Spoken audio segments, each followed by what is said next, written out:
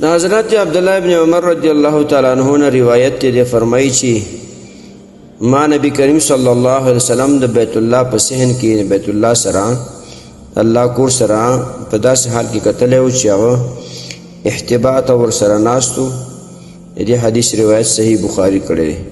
محترم مسلمانانو ورونو، احتباء دې ته وایي چې سړی په خپلو کناټو باندې کیني او د خپې پنجې په ځمکه کښېږدي او زنګونونه نیغ ودروي او دا دواړه لاسونه ترې راتاو کړي، نو دغه طریقې ته احتباء ویلی شي. نبي علیه السلام به داسې کېناستلو چې دا پنجې مبارکې په ځمکه ایښې وي، زنګونونه به یې نیغ ولاړو، دواړه لاسونه به یې زنګونونه راتاو کړي وو، داسې طریقې سره کېناستل.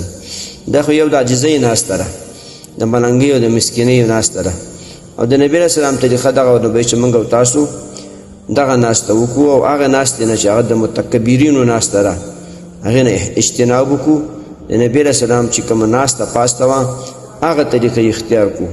د دې وجې نه چې کله هم چېرته ناسته کوو په دغه نیت باندې ناسته وکړو چې یاره نبي علیه السلام به په دغه طریقه کې ناسته چې پنجې مبارکې به په ځمکه ایښې وي، زنګونونه به یې نیغ ولاړو، دواړو لاسونه به یې تاو کړو او داسې به ناستو.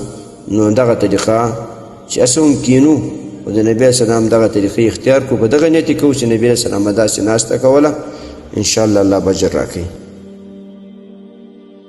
محترمو مسلمانانو ورونو، تاسو ته چې کوم روزانه د حدیث د مفهوم راځي نو د مهربانۍ او د ثواب له مخې نورو مسلمانانو ته لیږدوئ او شیر کوئ.